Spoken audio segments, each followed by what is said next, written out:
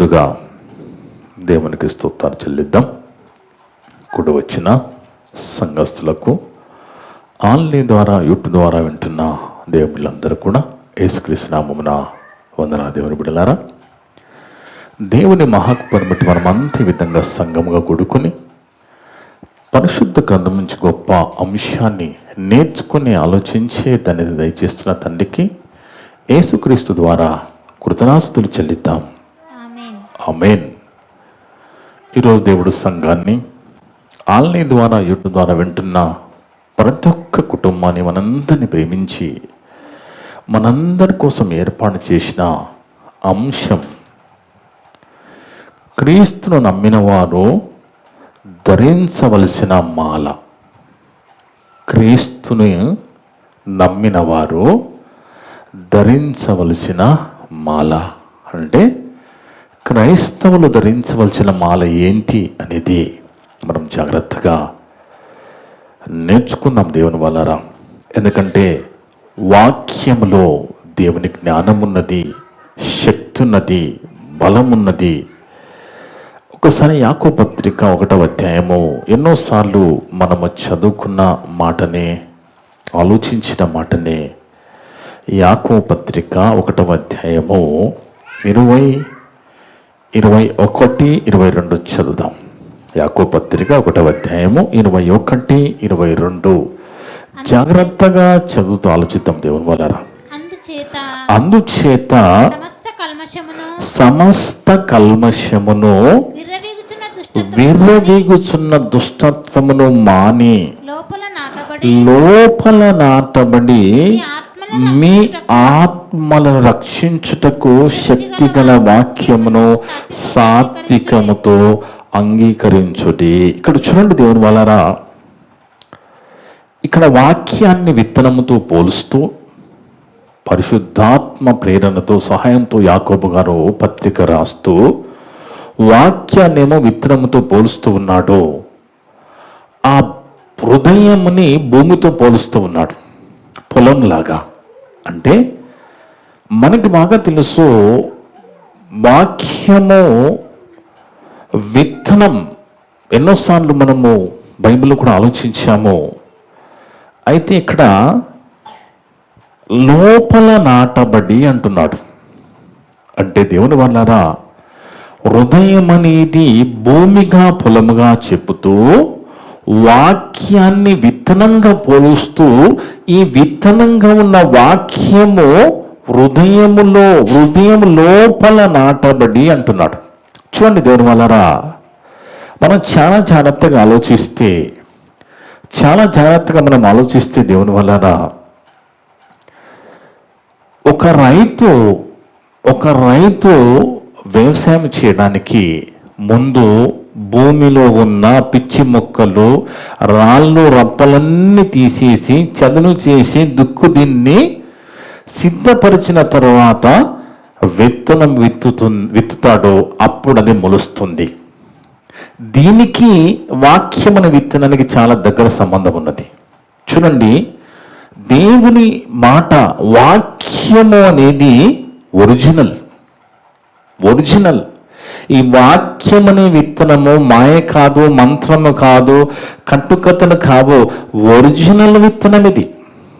ఎందుకంటే లోకములో పత్తి విత్తనాలు, డూప్లికేట్ విత్తనాలు, మరి కూరగాయల డూప్లికేట్ విత్తనాలు అని మనం వింటూ ఉంటాం. కానీ ఒరిజినల్ ఇది. ఈ విత్తనం అనేది ఒరిజినల్. అలాంటి ఒరిజినల్ అయిన విత్తనము మన హృదయములో మనము నాటుకోవాలి. ఎందుకంటే వాక్యం అనే విత్తనము మనము నాటుకుంటే తప్ప మొలవదు. అర్థమవుతుందండి? అది మనము నాటుకోవాలి. చాలా మంది సంఘాలకు వస్తూ ఉంటారు, వింటూ ఉంటారు, కానీ హృదయంలో నాటుకోరు. కానీ ఇక్కడ మనము విత్తనమనే వాక్యాన్ని హృదయంలో నాటుకుంటే తప్ప అది ఫలించదు. అందుకే ఇక్కడ ఏమంటున్నాడు యాకోబు గారు, అందుచేత సమస్త కల్మషమును విర్రవీగుచున్న దుష్టత్వమును మాని లోపల నాటబడి, లోపల అంటే హృదయములో వాక్యం నాటుకోవాలి. మనం హృదయములో వాక్యం నాటుకుంటే తప్ప మనిషి మారడండి. హృదయంలో వాక్యం నాటుకుంటే హృదయంలో ఉన్న లోకాశలు, బలహీనతలు, శరీరాశలన్నీ వెళ్ళిపోతాయి. అప్పుడు విత్తనము ఫలిస్తుంది. అదే చెప్తున్నాడు ఇక్కడ. అందుచేత సమస్త కల్మషమును, విర్రవీగుచున్న దుస్తత్వమును మాని లోపల నాటబడి మీ ఆత్మను రక్షించుటకు శక్తి కలిగిన వాక్యమును సాత్వికముతో అంగీకరించుడి. ఈ భూ ప్రపంచములో వాక్యముకున్న శక్తి దేనికి లేదు దేవుని వల్ల. అర్థమవుతుందండి? వాక్యానికి ఉన్న శక్తి ఈ భూ ప్రపంచంలో దేనికి లేదు. మరి అంత శక్తి కలిగిన వాక్యం మనిషిని ఎందుకు మార్చలేకపోతున్నది? ఆలోచించాలి కదా. అంత శక్తి కలిగిన వాక్యము మనిషిని ఎందుకు మార్చలేకపోతున్నది? ఎందుకంటే దేవుని వలన దేవుడు భూమి కలుగునుగా కంటే కలిగింది. భూమి కలుగునుగాక, విత్తనములో ఇచ్చి చెట్లు మొలిపించునుగాక భూమి అంటే వచ్చేసాయి. సముద్రములో ఉన్న చేపలవన్నీ కూడా వచ్చునుగా కన్నా వచ్చేసాయి. ఆకాశము కలుగునుగా కంటే కలిగింది కదా, సూర్యుడు కలుగునుగా కంటే కలిగి, అంత శక్తి కలిగిన వాక్యముకి అంత శక్తి ఉన్నప్పుడు వాక్యం అంతే శక్తి కలిగి ఉన్నది. దేవుడు కూడా అంతే శక్తిమంతుడుగా ఉన్నాడు. దేవుడు ఏం రాయబడి ఉంది అంటే, దేవుడు నిన్న నేడు ఒక్కటే రీతిగా ఉన్నాడు అని బైబిల్ చెప్తున్నది కదా. దేవుడు అలాగే ఉన్నాడు. వాక్యానికి అంతే శక్తి ఉన్నది. మరి ఎందుకు మనిషిలో మార్పు రావడం లేదు? ఇంత శక్తి కలిగిన వాక్యము ఎందుకు మనిషిని మార్చలేకపోతుంది అంటే, ఇక్కడనే రాశాడు చూడండి. మనలో వాక్యం ఫలించబడాలి అంటే, విత్తనమనే ఆ వాక్యం మనలో వృద్ధి చెందాలి అంటే, మనం ఆ వాక్యాన్ని సాత్వికముతో అంగీకరించాలి, సాత్వికముతో వినాలి.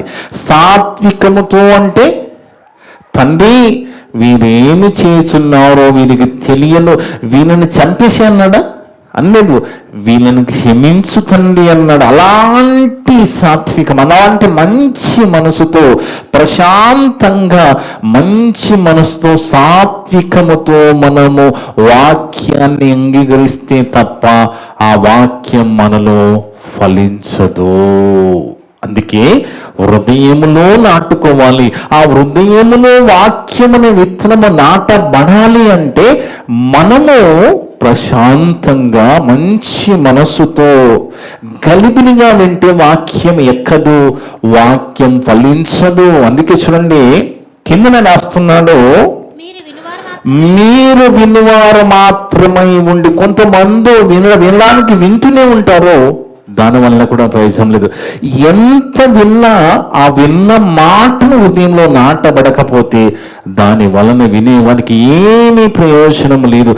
ఎంత చెప్పినా, ఎవరు చెప్పినా వింటూ ఉంటారో ఏం ప్రయోజనం? మెడికల్ షాపులో మెడిసిన్ ఉన్నది, ఆ షాపులోనే మెడిసిన్ మందులు ఉంటే లాభం లేదు. ఆ మందులు మన శరీరంలోకి వస్తే తప్ప రోగం నయం కాదు కదా. ఈ వాక్యమున విత్తనం మన హృదయంలోకి రావాలి అంటే మనం సాత్వికముతో మనం ఆ వాక్యాన్ని అంగీకరించినప్పుడే అది ఫలిస్తుంది. అలా హృదయంలోకి తెచ్చుకోవాలి వాక్యాన్ని. అందుకే కొంతమంది ఎలాగుంటారంటే, వాళ్ళు చనిపోయే వరకు కూడా వాక్యం చెప్పించుకుంటూనే ఉంటారు. వాళ్ళు చనిపోయే వరకు కూడా వాక్యం చెప్పించుకుంటూనే ఉంటారు. ఎక్కడికైనా వెళ్తారు, సంఘాలు మారుతూ ఉంటారు కానీ వాళ్ళు మాత్రం మారరు. అర్థమవుతుందండి? సంఘాలు మారుతారు కానీ వాళ్ళు మాత్రం మారరు. అది కాదు దేవుడు కోరుకుంటున్నది. సాత్వికముతో వాక్యాన్ని అంగీకరించినప్పుడు ఆ వాక్యము మనలో ఫలింపచేస్తుంది. అందుకే అంటున్నాడు, మీరు వినివాడు మాత్రమై ఉండి మిమ్మల్ని మీరు మోసపుచ్చుకొనకుండా వాక్య ప్రకారం ప్రవర్తించువారై ఉండుడి. వాక్యము చెబుతున్న నేను వాక్యంలో లీనమైపోయి చెప్పాలి. వింటున్న మీరు విలీనమైపోయి వినాలి. అలా వింటూ చెబుతూ దాని ప్రకారంగా మనం బ్రతకడానికి కూడా లీనమైపోవాలి. వినేవానిగా మనము ఎన్ని రోజులున్నా దాని వలన మనకి ఏమీ ప్రయోజనం లేదు. అదే సాత్వికముతో మన వాక్యాన్ని అంగీకరిస్తున్నప్పుడు, మన హృదయంలో నాటుకుంటున్నప్పుడు అది మన జీవితంలో ఫలిస్తూ ఉంటుంది. అప్పుడు మనకు దేవుని కాపుదల ఉంటుంది. అప్పుడు మనం చేసే ప్రతి పనికి ప్రతిఫలం ఉంటుంది. అందుకే ఎవరైతే వాక్యాన్ని సాత్వికముతో వింటున్నారో, మంచి మనసుతో ఆ మాటలు హృదయంలో నాటుకుంటున్నారో, వాళ్ళు ఎలా ఉంటారనేది చెప్తున్నాడు. చూడండి పేతురు గారు 2వ పేతురు పత్రిక 1వ అధ్యాయము 2వ పేతురు పత్రిక 1వ అధ్యాయము 5 నుంచి 9 వరకు మనం జాగ్రత్తగా చదువుతూ ఆలోచిస్తే, 2వ పేతురు పత్రిక 9వ అధ్యాయము, క్షమించిన 1వ అధ్యాయము 5 నుంచి 9 వరకు. ఆ హేతువ చేతనే మీ మట్టుకు మీరు పూర్ణ జాగ్రత్త గలవారై ఉండు. ఎవరుండగలుగుతారు? ఎవరైతే సాత్వికముతో వాక్యాన్ని వింటున్నారో, అంటే మంచి మనసుతో ఆ వాక్యాన్ని హృదయంలో నాటుకుంటున్నారో, వాళ్ళలో కనబడుతున్న మాల ఇది. ఇక్కడ చెప్తున్న ఇదంతా కూడా ఏం మాల? ఇది మల్లెపూల దండ కాదు, ఇది ముత్యాల మాల, అంతకంటే కాదు. ఇది సుగుణాల మాల, సుగుణాల మాల అదే చెప్తున్నాడు. వాక్యమును మనము హృదయంలో నాటుకుంటే, సాత్వికముతో మనం అంగీకరిస్తే, మనలో కనబడవలసిన ఉండవలసిన సుగుణాల మాల ఇక్కడ రాస్తున్నాడు. ఏమంటున్నాడు? ఆ హేతువ చేతనే మీ మట్టుకు మీరు పూర్ణ జాగ్రత్త గలవారై ఉండు. మీ విశ్వాసమునందు సద్గుణమును.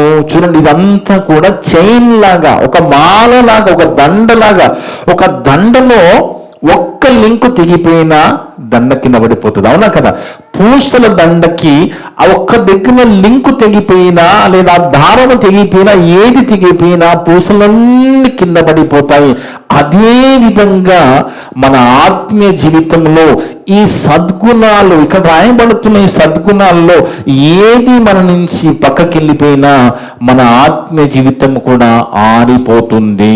అందుకే ఆ హేతువ చేతనే మీ మట్టుకు మీరు పూర్ణ జాగ్రత్త గలవారై మీ విశ్వాసమునందు సద్గుణమును, సద్గుణమునందు జ్ఞానమును, జ్ఞానమునందు ఆశా నిగ్రహమును, ఆశా నిగ్రహమునందు సహనమును, సహనమునందు భక్తిని, భక్తి యందు సహోదర ప్రేమను, సహోదర ప్రేమ యందు దయను అమర్చుకొనుడి.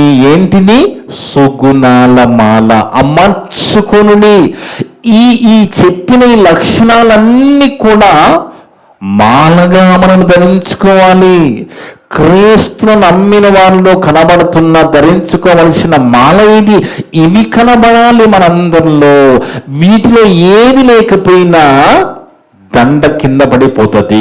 ఒక పూస కింద పడిపోయినా, ఒక్క దగ్గర లింకు తెగిపోయినా ఏ విధంగా చేనంత కింద పడిపోతుందో అదే రీతిగా ఇక్కడ చెప్పిన ఈ సుగుణాలన్నీ కూడా ఏ ఒక్కటి మనలోంచి వెళ్ళిపోయినా మన ఆత్మీయ జీవితము ఆరిపోతుంది అని చెప్తున్నాడు. అందుకే చెప్తున్నాడు, ఇవన్నీ మనము కలిగి ఉండాలి. ఇవన్నీ మనము అమర్చుకోవాలట. అమర్చుకోవాలి ఒక దండలాగా. ఇది అందరూ దండలు వేసుకోవాలి, అందరూ అమర్చుకోవాలి. మగవాళ్ళు, స్త్రీలు, పురుషులు అందరూ కూడా దండలు వేసుకోరండి. అందరూ బంగారం ధరించరా?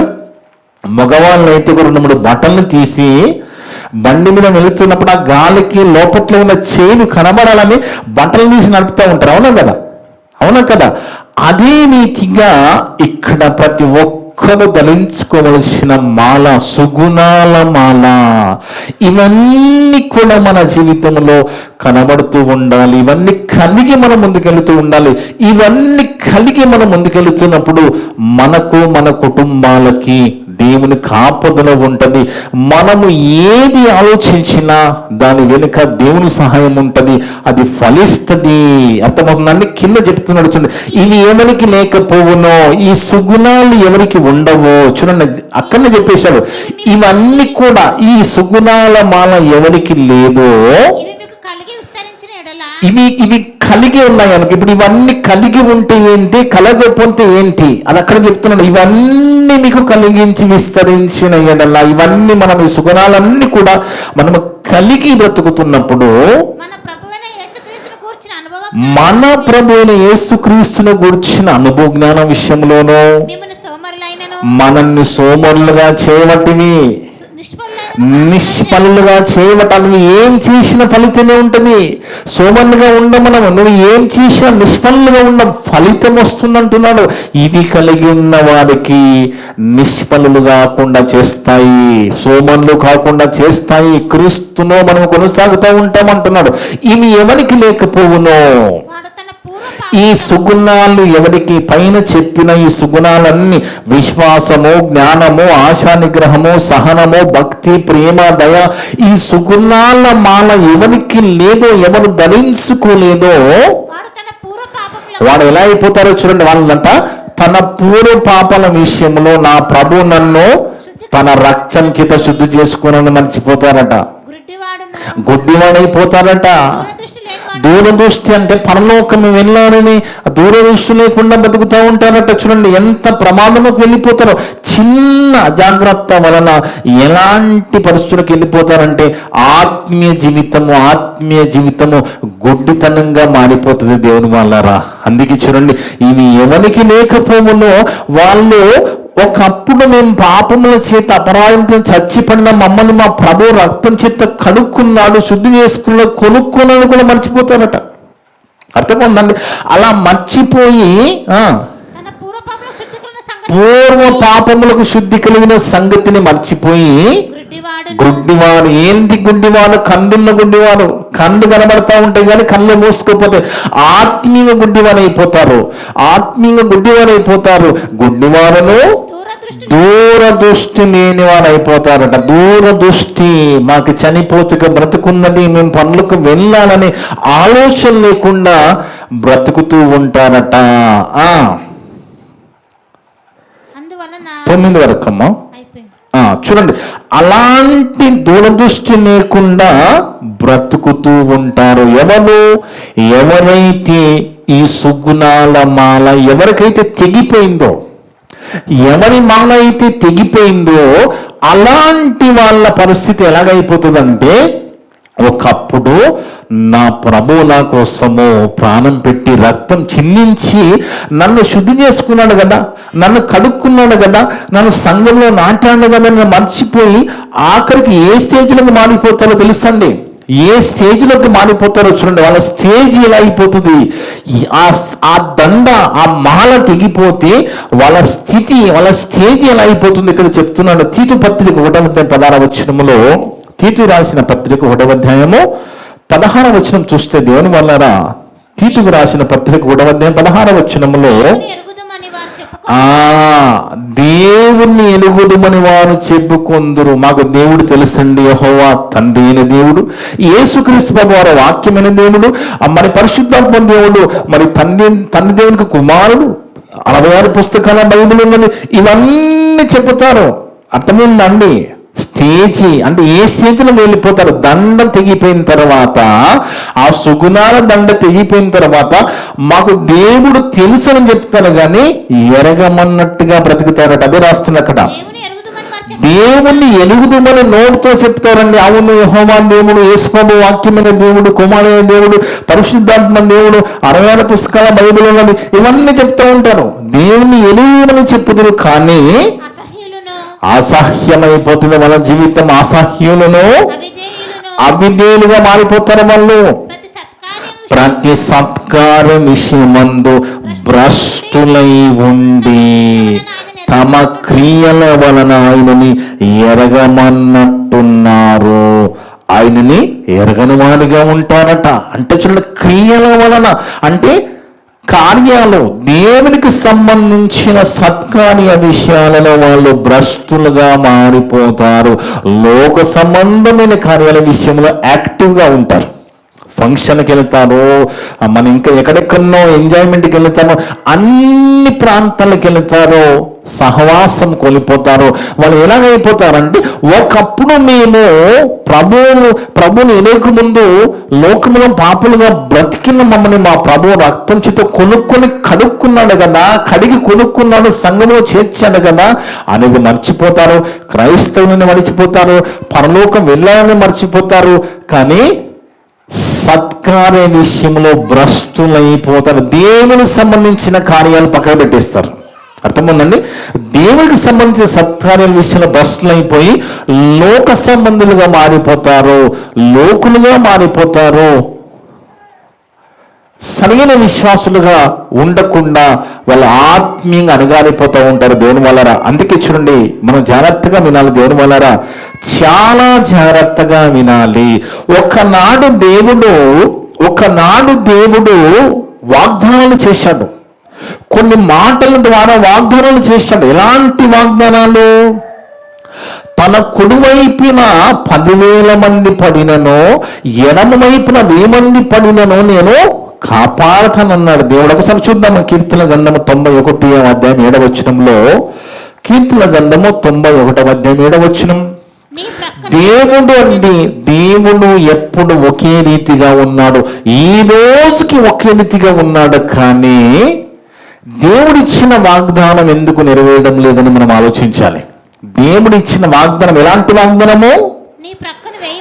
నీ ప్రక్కన 1000 మంది పడినను, నీ కుడి ప్రక్కన 10,000 మంది కూలినను అపాయం నీ యొద్దకు రాదన్న దేవుని మాట ఎక్కడికి పోయింది మరి? ఎందుకంటే దేవుని మాటకున్న శక్తి ప్రపంచంలో దేనికి లేదు కదా. అంత శక్తి కలిగిన మాట ఎందుకు నెరవేరకుండా ఒక 4 సంవత్సరాల క్రితం ఈ లోకమంతా ఒక చిన్న వైరస్కి ఎందుకు గడగడలాడిపోయింది? ఎందుకు దానికి అనుమతి వచ్చింది? భయపడి ఏనుగు వస్తుందని భయపడ్డామా మనం? పులి వస్తుందని భయపడ్డామండి? అసలు కంటికి కానరాని చిన్న వైరస్, ఆ వైరస్కే గడగడలాడిపోయాం కదా. మరి దేవుడు ఎందుకు అనుమతిచ్చాడు? దేవుడు ఎందుకు కాపాడలేదు చాలా మందిని అంటే దేవుని వలన ఎప్పుడైతే ఈ లోకములో ఉన్న ప్రజలు దేవుని మాట వినడం మానుకున్నారో, ఇక దేవుడు కూడా ఈ లోకాన్ని పక్కకి పెట్టేశాడు దేవుని వలన. అందుకే చూడండి, దేవుడు చెప్పవలసినవన్నీ కూడా చెప్పేశారండి. దేవుడు మనకి ఏమేమి చెప్పాలో, మనకి ఏమేమి అవసరమో అన్ని చెప్పేశాడు. ఇక దేవుడు కొత్తగా ఏమి చెప్పడు, కొత్తగా దేవుడు ఏమి చెప్పడు దేవుని వల్లరా. కానీ ఈ వాగ్దానము 1000 మంది పడినా 10,000 మంది కుడి పక్కన కూలిన కాపాడుతానన్న దేవుడు ఎందుకు కాపాడకుండా వదిలేస్తున్నాడు అంటే దేవుని వల్లరా, మనుషులనే వాళ్ళు దేవుని పక్కకి పెట్టి బతుకుతున్నారు. మనిషి మారే పరిస్థితిలో లేనండి. ఇక మనిషి మారడు అన్నట్టు కనిపిస్తుంది. ఎవరిని చూసినాక వీళ్ళు మారడం కష్టం అంటూ కనిపిస్తుంది. మారిన వారే మారిపోతూ ఉన్నారు కదా. అందుకే చూడండి, ఈ సుగుణాల మాన ఎవరికైతే తెగిపోయిందో వాళ్ళు ఎలాంటి పరిస్థితులు వెళ్ళిపోయారు? భ్రష్టత్వములకు వెళ్ళిపోయి, మేము ఒకప్పుడు క్రైస్తవం అనేది కూడా మర్చిపోయి, మా ప్రభువులను కొనుక్కున్నామని మర్చిపోయి, మేము పరలోకం వెళ్ళాలని మర్చిపోయి తప్పిపోయిన కుమారుని పరిస్థితులకు వెళ్ళిపోతారు. తప్పిపోయిన కుమారుల్లో తిరిగి వచ్చాడు కానీ వీళ్ళు రాకుండా బతికే పరిస్థితులకు వెళ్ళిపోతారంటే ఆత్మీయంగా గుడ్డితనముకు వెళ్ళిపోతారు దేవుని వాళ్ళరా. అందుకే దేవుడు అంత శక్తిమంతుడు, చెప్పవలసిన అన్ని చెప్పేసి కదా కొత్తగా దేవుడు ఏమి చెప్పనంటున్నాడు. చూడండి, హెబ్రీ పత్రిక 1వ అధ్యాయంలో 1-2 వచనాల్లో, హెబ్రీ రాసిన పత్రిక 1వ అధ్యాయము 1-2 వచనాలు జాగ్రత్తగా చదువుతూ ఆలోచిస్తే, హెబ్రీ పత్రిక 1వ అధ్యాయము 1-2 వచనాలు. పూర్వకాలమందు నానా సమయాల్లో దేవుడు మాట్లాడింది మన కోసము. దేవుడు ఆ మాటలన్నీ చెప్పించింది, మాట్లాడింది నానా సమయములు. అంటే పగలని కానీ, రాత్రిని కానీ, మధ్యాహ్నమని కానీ, ఉదయమని కానీ లేదు. ఏ సమయములోని ప్రతి సమయంలో నానా సమయములలో మాట్లాడాడట. ప్రవక్తల ద్వారా మాట్లాడాడు, రాజుల ద్వారా మాట్లాడాడు, సేవకుల ద్వారా మాట్లాడాడు, యాజకుల ద్వారా కదా, యేసుక్రీస్తు ప్రభువుల ద్వారా మాట్లాడాడు, అపోస్తలుల ద్వారా మాట్లాడాడు. పూర్వమందు నానా సమయములలోనూ నానా విధములుగా ప్రవక్తల ద్వారా మాట్లాడిన దేవుడు, మన పితరులతో మాట్లాడిన దేవుడు ఈ దినముల అంతమందు యేసుక్రీస్తు ద్వారా మనతో మాట్లాడాడు. అంతమంది పితరులుగా ప్రవక్తలుగా వాళ్ళందరితో మాట్లాడిన దేవుడు ఇంకా ఆలోచించి చివరిగా తన కుమారుడు ద్వారా కూడా మనతో అయిపోయింది. ఇంకా దేవుడు ఇంకేం మాట్లాడాడండి. దేవుడు మనకి ఏం చెప్పడు, దేవుడు మనకి ఏమి చెప్పడు, ఇక అన్ని చెప్పేసి అయిపోయింది అంటున్నాడు. అందుకే మళ్ళా చదవమాట, పూర్వకాలమందు నానా సమయములలోనూ నానా విధములుగా ఎలా యాకోబు రాత్రికాల సమయంలో తలగడ మీద తలపెట్టి పడుకున్నప్పుడు మాట్లాడదండి. చూద్దాం ఒకసారి. ఆదికాండం 28వ అధ్యాయము 10వ వచనం చూస్తే, ఆదికాండం 28వ అధ్యాయం 10-11 చూస్తే, ఆదికాండము 28వ అధ్యాయము 10-11 వచనాలు. యాకోబు బెర్షెబా నుండి బయలుదేరి హారాను వైపు వెళ్ళుచు ఒక చోట చేరి పొద్దుకుంటున్నందున అక్కడ ఆ రాత్రి నిలిచిపోయి ఆ చోటి రాళ్లతో ఒకటి తీసుకొని తనకు తలగడగా చేసుకుని అక్కడ పండుకొని. అప్పుడు దేవుడు మాట్లాడుతున్నాడు. తలగడ తీసుకొని పండుకుంటున్నప్పుడు మాట్లాడుతున్న దేవుడు నానా సమయములలో నానా విధములుగా కింద మాట్లాడుతున్నాడు చిన్న దేవుడు. అప్పుడు అతడు ఒక కల కనెను. దేవుడు మాట్లాడుతూ ఉన్నాడు. అందులో ఒక నిచ్చెన భూమి మీద నిలబడి ఉండి చూశాడట. దాని కొన ఆకాశము అందిందంట. దాని మీద దూతలు దేవుని దూతలు ఎక్కుచూ దిగుచుండని చూస్తున్నాడట. మరి యెహోవా దానికి పైగా నిలిచి, నేను నీ తండ్రి అయిన అబ్రహాము దేవుడను, ఇస్సాకు దేవుడను, ఇస్సాకు దేవుడైన యెహోవాను, నీవు పండుకొని ఉన్న ఈ భూమిని నీకుడు నీ సంతానం ఇచ్చి. చూడండి, పండుకున్నప్పుడు అండి మెత్త అంటాం కదా, ఆ తలగడ పెట్టుకుని పడుకుంటున్నప్పుడు కూడా దేవుడు మాట్లాడుతూ ఉన్నాడు. అబ్రహాం గారు మధ్యాహ్నము సింధూర వనములో మాట్లాడుతున్నాడు. చూడండి, అదే ఆదికాండము 18వ అధ్యాయం 1వ వచనం. ఆదికాండం 18వ అధ్యాయం 1వ వచనము. ఆదికాండము 18వ అధ్యాయం 1వ వచనం. మరియు మమ్రే దగ్గరనున్న సింధూర వనములో అబ్రహాము ఎండవేళ గుడారమందు కూర్చుని ఉన్నప్పుడు యెహోవా అతని కనుక. చూడండి, నానా సమయంలో నానా విధములుగా, పగలని గాని రాత్రిని గాని ఉదయమని గాని లేకుండా నానా రీతులుగా నానా సమయంలో మాట్లాడాడు. ఇక దేవుడు ఏం మాట్లాడాడు? ఇక దేవుడు చెప్పవలసింది ఏమీ లేదు. ఇక దేవుడు ఏమి చెప్పనండి, చెప్పవలసినవన్నీ అయిపోయాయి. చివరికి తన కుమారుడి ద్వారా మనతో మాట్లాడైపోయింది. ఇక దేవుడు ఏమి చెప్పడు. కానీ ఆ కాలంలో అయితే ఎన్నో రీతిలుగా నానా విధములుగా నానా సమయంలో దేవుడు మన పితరులతో మాట్లాడలే. కానీ ఇప్పుడు తన కుమారుడు ద్వారా మాట్లాడిన తర్వాత ఇంకా దేవుడు ఏమి మాట్లాడాలనుకోవడం లేదు. దేవుడు చెప్పవలసిన అన్ని కూడా చెప్పేసి అయిపోయింది. ఎందుకంటే చూడండి, పగలు ఎండ దెబ్బ రాత్రి వెన్నెల దెబ్బ అంటాడు. చూడండి, దేవుడు ఎన్నో రీతులుగా వాళ్ళని కాపాడుతూ వచ్చాడు. ఒకసారి చూద్దాం. కీర్తన గ్రంథం 121వ అధ్యాయం 6వ వచనం చూస్తే, కీర్తన గ్రంథము 121వ అధ్యాయం 6వ వచనం చదువుకుంటే దేవుని వలన, కీర్తన గ్రంథము 121వ అధ్యాయం 6వ వచనం. పగలు ఎండ దెబ్బ అయినను మీకు తగలదు. చూడండి, దేవుని కాపుదలు ఎలాగున్న వాళ్ళకి, పగలు ఎండ దెబ్బ మీకు తగలదు, రాత్రి వెన్నెల దెబ్బ మీకు తగలకుండా, ఏ అపాయము రాకుండా యెహోవా మిమ్మలను కాపాడును అన్న దేవుడు. ఎందుకు లోకంలో ఇన్ని జరుగుతున్నా, ఇన్ని గొడవలు, ఇన్ని మానభంగాలు, ఇన్ని హత్యలు ఇన్ని జరుగుతున్నా కానీ దేవుడు ఎందుకు సైలెన్స్గా ఉన్నాడు అంటే, దేవుని వల్ల మనిషి ఎప్పుడైతే దేవుని మాట వినడం పక్కకి పెట్టేశాడో దేవుడు కూడా మనుషులను పక్కకు పెట్టేస్తున్నాడు. కానీ మనతో మాట్లాడుతున్నాడు. ప్రభు దగ్గరకు వచ్చిన మనల్ని జాగ్రత్త పరుస్తున్నాడు. మీరు జాగ్రత్త గలవారై ఉండండి, ఈ సుగుణాల మనం ధరించుకొని ఉండండి. ఇవన్నీ మీరు కలిగి ఉన్నప్పుడు, ఇవన్నీ మీరు ధరించుకొని ఉన్నప్పుడు, ఈ గుణగణాలు, ఈ సుగుణాల మాలను మీరు ధరించుకొని ఉన్నప్పుడు మీరు ఫలిస్తారు, నిష్ఫలులుగా ఉండరు, సోమరులుగా ఉండరు అని మనతో మాట్లాడుతున్నాడంటే దేవుని వలన ఈరోజు మన వారికి వాక్యం తెలియదా అండి?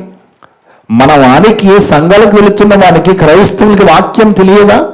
ఖచ్చితంగా వాక్యం అందరికీ తెలుసు. వాక్యం చెప్పగానే ఇమ్మీడియట్గా బైబిల్ని తీసేస్తారు. కానీ ఏం తెలియదు? ఆ వాక్యంలో ఉన్న డెప్త్ తెలియదు. ఆ వాక్యంలో దేవుడు చెప్పాలనుకున్న ఆ మీనింగ్ తెలియదు. దాన్ని మేము సేవకులుగా నేర్చుకుని వచ్చి సంఘాలలో బయట చెప్పడానికి మేము ప్రయత్నం చేస్తూ వెళుతున్నాము. కానీ వినేవాళ్ళగా ఉంటే మాత్రం ఏమీ ప్రయోజనం లేదు ఎవరికి కూడా. అందుకే దేని వలన వినేవారుగా ఉండకుండా ఆ విన్న మాట మనలో ఫలించాలి అంటే మనము సాత్వికముతో అంగీకరించాలి. మంచి మనసుతో ప్రశాంతంగా. ఎలాగా? యోగా ఎలా చేస్తారండి? యోగ చేసే వాళ్ళు కూర్చొని కళ్ళు మూసుకొని లీనమైపోతారు. పక్కన ఏం జరుగుతుందో కూడా పట్టించుకోకుండా లీనమైపోతారు. దాన్ని ఏమంటారు వాళ్ళు? శ్వాస మీద ధ్యాస పెట్టి మొత్తం మర్చిపోయి ఏ విధంగా కాన్సన్ట్రేట్ చేస్తారో మనము కూడా వాక్యమనే దేవుని శక్తి అయిన విత్తనము మీద మనము కూడా మనసు పెట్టి మంచి మనసుతో సాత్వికముతో ఆ మాటని మన హృదయంలో నాటుకోవాలి. చాలా మంది వాక్యాన్ని హృదయంలో నాటుకోరు, వస్తుంటారు, వెళ్ళిపోతున్నారు. దానివల్ల ఏమీ ప్రయోజనం లేదు. దేవుని వలన మనలో మన ఆత్మ జీవితం బాగుండాలంటే దేవుని మాటలు మన హృదయంలో నాటబడాలి. ఎందుకంటే వాక్యమే పరలోకానికి మార్గం. ఈ వాక్యమే పరలోకానికి మార్గం. ఈ వాక్యమే మనల్ని పరలోకం నడిపిస్తుంది. ఈ వాక్యమే మనల్ని బలపరుస్తుంది. దీన్ని విత్తనముతో పోల్చాడు, మన హృదయాన్ని ఏమో భూమితో పోల్చాడు. మరి ఎన్ని విత్తనాలు విత్తిన పంట పండడం లేదంటే అర్థం ఏంటి? ఎక్కడో తేడా జరిగింది. ఎన్నో మాటలు వింటున్నా మనలో మార్పు రావడం లేదు అంటే మనం ఆ వాక్యాన్ని మన హృదయంలో నాటుకోవడం లేదు. సాత్వికముతో వాటిని నాటుకోకపోతే మన జీవితము ఆత్మీయంగా ఫలించదు.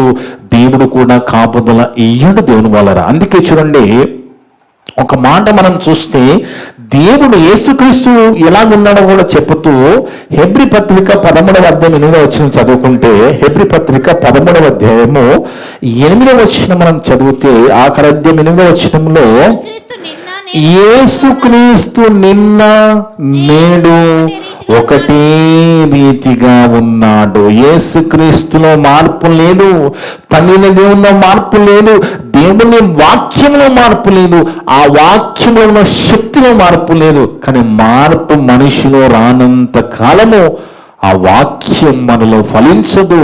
ఆ ఫలించిన వాక్యం ఎన్ని రోజులు విన్నా ఆ హృదయంలో మనం ఆ వాక్యాన్ని నాటుకోకపోతే మన ఆత్మీయ జీవితం ఫలించదు అని మనకి క్లీన్గా అర్థమవుతుంది. యేసుక్రీస్తు ప్రభువారు నిన్న నేడు ఒకటే రీతిగా ఉన్నాడు. అవును, యుగ యుగములకు ఒక్కటే రీతిగా ఉండును. యేసు ప్రభు మేము ఒకటి రీతిగా ఉంటున్నాడు, తనే దేవుడు కూడా ఒక రీతిగా ఉంటున్నాడు. చూడండి, ఒకసారి చూద్దాము. కీర్తన గ్రంథం 102వ అధ్యాయం 27వ వచనం. కీర్తన గ్రంథము 102వ అధ్యాయము 27వ వచనం చూస్తే, కీర్తన గ్రంథం 102వ అధ్యాయము 27వ వచనం. నీవు తండ్రి దేవుని గురించి దావీదు గారు కీర్తన రాస్తూ, తండ్రి నీవు ఏకరీతిగా ఉండువాడవు, నీ సంవత్సరములకు అంతము లేదు. చూడండి దేవుని వలన. అందుకే వాక్యాన్ని మనము సాత్వికముతో హృదయమనే పొలములో నాటుకుంటే ఫలిస్తుంది, అభివృద్ధి పొందుతుంది. 30ంతలుగా 60ంతలుగా 100ంతలు అభివృద్ధి పొందుతుంది. కానీ వాక్యాన్ని విని పక్కకి పెట్టేస్తే దాని వలన చెప్పేవారికి ప్రయోజనం లేదు, వినేవానికి ప్రయోజనం లేదు, ఆత్మీయ జీవితం అనగారిపోతుంది. అందుకే దేవుని వలన మరలా యేసుక్రీస్తు 2 రానిక, యేసుక్రీస్తు 2 రాడు. ఎందుకంటే కొన్ని సినిమాలు ఎలాగుంటాయంటే బాగా క్లిక్ అయితే బాహుబలి 2 అట, బాహుబలి 3 కూడా రాబోతుందంట. చూడ అంటే బాగా జనాలు రిసీవ్ చేసుకున్నప్పుడు 2, 3 పెడతా ఉంటారు. సీరియల్లు కూడా కొన్ని 100 ఎపిసోడ్లు అలాగే లాగుతూ ఉంటారు. కానీ యేసుక్రీస్తు 2 రానిక. కానీ ఆ పాత యేసుక్రీస్తే 2వ రాకడగా రావడానికి సిద్ధంగా ఉన్నాడు. ప్రభువారు మళ్ళా 2వ రాకడగా రావడానికి సిద్ధంగా ఉన్నారు. అందుకే దేవుని వలన చివరి ఒక మాట మనం చూస్తే ప్రకటన గ్రంథం 22వ అధ్యాయం 18-19 వచనాలు చూస్తే దేవుని వలన ప్రకటన గ్రంథము 22వ అధ్యాయము 18-19 వచనాలు. ఈ గ్రంథమందున్న ప్రవచన వాక్యములను దేవుడు ఏదైతే 60 పుస్తకాలుగా మనకి దేవుడు రాయించిచ్చాడో వాక్యాలను, ఈ గ్రంథమందున్న ప్రవచన వాక్యములను విను ప్రతి వానికి నేను సాక్ష్యం ఇచ్చినదేమనగా, ఎవడైనను ఈ మాటలతో ఏదైనా కలిపితే, కలపవలసిన అవసరం, ఇవన్నీ కూడా ఒరిజినల్వి, ఒరిజినల్ దేవుని మాటలువి, ఒరిజినల్ విత్తనాల్లో నువ్వు అలా ఏగానే ఫలిస్తాయి. కానీ అలా ఫలించాలంటే సాత్వికముతో మనము వినాలి. మంచి మనసుతో దేవుని మాటలు మన హృదయంలో నాటుకుంటే అవి ఫలిస్తాయి. అందుకే ఎవడైతే వీటితో మరి ఏదైనా కలిపిన ఏదైనా కలపవలసిన అవసరం లేదు. ఇక ఇచ్చి ఏమల్సిన ఇచ్చి అయిపోయింది, ఇక ఏమి ఇయ్యడు. ఏదైనా కలిపిన ఎడల గ్రంథంలో రాయబడిన తెగుళ్ళన్నీ కూడా వచ్చేస్తాయట. దేవుడు వారికి కలుగజేస్తాడు తెగుళ్ళు. ఎలాంటి తెగుళ్ళు? ఒక్కరికే డెంగ్యూ, ఒకరికి టైఫాయిడ్, ఒకరికి మలేరియా. ఎలాగుంటుందండి? బైబిల్లో ఉన్న తెగులు అన్ని తెగుళ్ళు వచ్చేస్తాయి అంటున్నాడు. ఎందుకంటే దేవుని వల్లరా మనుషునిగా మనకి కోపం వచ్చినప్పుడు ఏం చేస్తామండి? మనకు కోపం వచ్చింది అనుకోండి, మనకు కోపం వస్తే రిమోట్ ఇసిరి కొట్టేస్తాం, టీవీ పగిలిపోతుంది. అదే చెల్లెమ్మలకి అక్కయ్యల కోపం వస్తే సట్టిని ఇసిరి కొడతారు. కొంతమంది అయితే మంచి మాంసం కూర వండుకొని కూడా ఆ కోపముతో దాన్ని కూడా పడేసే వాళ్ళు ఉంటారు. అవునా? కోపముతో. మనుషులుగా మనకి ఎంత కోపం వస్తే, దేవునికి కోపం వస్తే ఆకాశం మూసేస్తాడు. దేవునికి కోపం వస్తే భూమి బద్దలైపోతుందండి. పాత నిబంధన కాలంలో దేవుని మాటలు విననప్పుడు, దేవుడు కోపంతో వర్షాలు ఆపేసినప్పుడు భూమి ఇనుప ముక్కగా మారిపోయిందట. ఇనుప ముక్కగా మారిపోయి ఆకాశం వైపు చూసి మొత్తుకున్నారు వాళ్ళు. దేవునికి కోపం వస్తే అంత భయంకరంగా ఉంటుంది, అంత సర్వశక్తిమంతుడు. ఎందుకు మన మీద ఇంకా దయ చూపిస్తున్నారంటే ఒకే ఒక కారణం ఏంటంటే, కొన్నిసార్లు మనం మాట్లాడుతూ ఉంటాము, నీవు నా ఇంటి పేరోడు కనుక నేను వదిలేస్తున్నానని మాట్లాడతాం. కొన్నిసార్లు నీ ఇంటి పేరు నా ఇంటి పేరు ఒకటే గనక, నీవురు నావురు ఒకటే గనక నేను వదిలేస్తాను, లేదంటే నీ అంతు చూసామని మాట్లాడతారు కదా. అదే విధంగా మనము కూడా దేవుని ఆత్మలో భాగాలము గనక, దేవుని ఆత్మల భాగాలుగా ఉన్నాము గనక ఎక్కడో ఒక దగ్గర ప్రేమ చూపిస్తున్నాడు. అదే దేవుని కోపం వస్తే మనము తట్టుకోలేము. దేవుని భూమి బద్దలైపోతుంది, ఆకాశాన్ని మూసేస్తాడు, రగిలిపోతుంది లోకమంతా. కానీ దేవుని మాటలు మనకి క్లియర్గా చెప్తున్నాడు, అలాంటి దేవుని మాటల్లో ఏమి కూడా కలపకూడదట. కలగజేయును. ఎవడైనను ఈ ప్రవచన వాక్యములలో ఏదైనా తీసివేసిన ఎడల దేవుడి గ్రంథంలో రాయబడిన జీవవృక్షములోను పరిశుద్ధ పట్టణంలోను వానికి పాలు లేకుండా చేస్తాడు. అందుకే దేవుని వలరా ఈ బైబిల్లో ఉన్నవి తీసేసే వాళ్ళకి పరలోకం ఉండదంటున్నాడు, పరలోకం రానియాలంటున్నాడు, నిత్యజీవం ఉండదంటున్నాడు. కనుక క్రీస్తును నమ్మిన వారిగా ధరించవలసిన మాల ఏంటో దేవుడు మనతో సూటిగా మాట్లాడాడు. ఆ సుగుణాల మాల, ఆ సుగుణాల దండ మనం ధరించుకుని ఉన్నప్పుడు ఖచ్చితంగా మనం ఫలిస్తాము. ఇంకా దేవుని నిత్యరాజ్యంలో కూడా చేరుతామంటున్నాడు. ఒకసారి మళ్ళీ అక్కడికి వచ్చి మనం ఆఖరి వరకు చదువుకొని ముగించుకున్నాం. 2వ పేతురు పత్రిక 1వ అధ్యాయము 10 నుంచి 10-11 చూద్దాం. 2వ పేతురు పత్రిక 1వ అధ్యాయము 10-11 వచనాలు. అందువలన సహోదరులారా, మీ పిలుపును మనం పిలిచాడు కదా ప్రభు, మనల్ని పిలిచాడు ప్రభు. మనం ప్రభు చేత పిలువబడ్డాం, ప్రభు చేత శుద్ధి చేయబడ్డాం, ప్రభు చేత కొనబడ్డాం, ప్రభు చేత ఈ సంఘం అనే తోటల్లోకి తీసుకురాబడ్డాం కదా. అందుకే అందువలన సహోదరులారా, మీ పిలుపును ఏర్పాటును నిశ్చయము చేసుకున్నట్టుకు మరి జాగ్రత్త పడండి. నీ పిలుపు సరిగా ఉన్నదా? నువ్వు లోకంలో బతుకుతున్న నిన్ను చూసినప్పుడు నీ భక్తి జీవితం బాగున్నదా? లేదంటే లోకుల్లాగానే మారిపోతా ఉన్నావా? ఎందుకంటే క్రైస్తవులుగా ఉన్న వాళ్ళు, క్రీస్తు నమ్మిన వాళ్ళు ఇలాంటి సుగుణాలు కలిగి లేకుండా ఎక్కడ సినిమా థియేటర్లో కనపడడానికి ఎలాగుంటుందండి? సినిమా థియేటర్లో కనబడితే బాగుంటుందా? బార్ షాప్ దగ్గర కనబడితే బాగుంటుందా? పాన్ షాప్ దగ్గర కనబడితే బాగుంటుందా కదా? లేదా మన కళ్ళు బాగా దగ్గర కనబడితే బాగుంటుందా? కాదు కదా. అందుకే జాగ్రత్త నిశ్చయం చేసుకుంటకు మరి జాగ్రత్త పడుడి.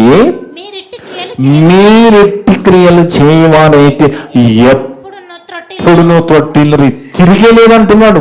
ఈ సుగుణాల దండ మనం ధరించుకుంటే తిరుగు లేకుండా దేవుల్లో ఉండగలుగుతాము. ఎప్పుడు కూడా తొట్టిల్లను అలాగున మన ప్రభువును రక్షకుడైన యేసుక్రీస్తు యొక్క నిత్య రాజ్యంలో ప్రవేశము మీకు సమృద్ధిగా అనుగ్రహింపబడును. ఇవన్నిటితో పాటు తొట్టిల్లకుండా ఉంటూ ఫలించేవారిగా ఉంటూ సోమరులుగా కాకుండా ఉంటూ ఇంకా నిత్య రాజ్యంలో కూడా మనకు చోటు దక్కుతుంది. అంటే పరలోకాన్ని కూడా మనము సంపాదించుకుంటామంటున్నాడు. అందుకే దేవుని వలన క్రీస్తును నమ్మిన వారిగా ధరించవలసిన మాల సుగుణాల మాల, సుగుణాల దండ. కొంతమంది లెంట్ సీజన్లో కొన్ని మాలలు కూడా వేసుకొని తిరుగుతూ ఉన్నారు అక్కడక్కడ. అవన్నీ కూడా దేవుని అనుమతించడు. కానీ క్రైస్తవులుగా, క్రీస్తును నమ్మిన వారిగా ఈ పరలోకపు విత్తనం అనే వాక్యము ద్వారా దేవుడు సుటిగా మాట్లాడుతున్న మాటలు ఏంటి అంటే, మనమంతా కూడా సుగుణాల మాల ధరించుకొని వెళుతూ ఉన్నప్పుడు తొట్టిల్లకుండా ఉంటాము, మనం ఫలిస్తూ ఉంటాము, మనకి కాపుదల ఉంటుంది, నిత్యరాజ్యంలో స్థానము కూడా ఉంటుంది. అలా మనమంతా కూడా దేవుని లోకంలోకి ఎలాగైనా మనం వెళ్ళి దేవునితో కలిసి జీవించాలని కోరుకుంటూ, ఇప్పుడు వరకు నా ద్వారా మాట్లాడిన ప్రతి మాట విన్న సంఘస్థులందరి హృదయాలలో, ఆన్లైన్ ద్వారా, యూట్యూబ్ ద్వారా విన్న వినమతులందరి హృదయాలలో ఫలింపజేయను కాక. ఆమేన్. ప్రార్థన చేసుకుందాం. మమ్మల్ని నెక్కిలిగా ప్రేమించిన మా పరలోకపు తండ్రి, మీ యొక్క పరిశుద్ధమైన ఘనమైన నామమును బట్టి స్తుతులు స్తోత్రాలు తండ్రి. గొప్ప దేవుడునైనా గొప్ప మరి దినాన మాతో మాట్లాడి మాకు నేర్పించి ఆలోచింపజేసిన విధానం బట్టి స్తుతులు స్తోత్రాలు నాయనా.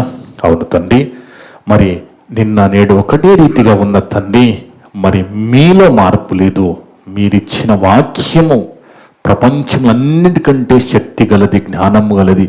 అంత శక్తి గల వాక్యం మనిషిని మార్చలేకపోతుంది అంటే దానికి మనిషే కారణమనైనా ఆ చెబుతున్న ఆ వాక్యమనే ఉదయములు నాటుకోకపోతే, సాత్వికంతో అంగీకరించకపోతే అది ఫలించదని, దాని వలన ఎంత విన్నా, ఎక్కడికి వెళ్ళినా, ఏం చేసినా ప్రయోజనం లేదని మాతో మాట్లాడుతూ వచ్చావు.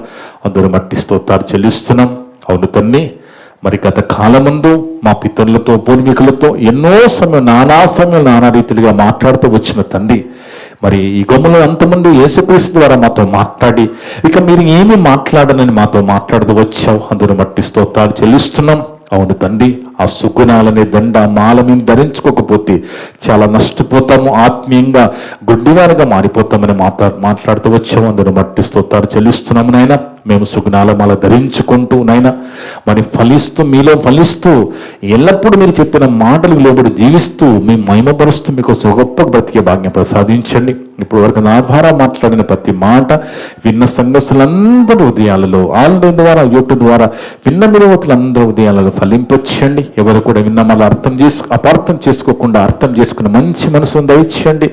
విన్న ప్రతి కుటుంబాన్ని, ప్రతి బిడ్డను దీవించండి, ఆత్మీయంగా బలపరచండి. మేమంతా కూడా కేవలం వాక్యము చదివిని వదిలిపెట్టి మేము మోసపరచుకోకుండా విన్న మాటలు లోబడి దీవించే ధన్యత కృపను దయచేయమని సమస్త ఘనత మహే ప్రభావాలు మీకు చెల్లిస్తూ మా ప్రభువును మా రక్షకుడును మీ ప్రియ కుమారుడు అయిన యేసుక్రీస్తు వారికి పరిశుద్ధ నామమున అడిగి వేడుకొనుచున్నాము తండ్రి. ఆమేన్. మీ అందరికీ వందనాలు. May God bless you all.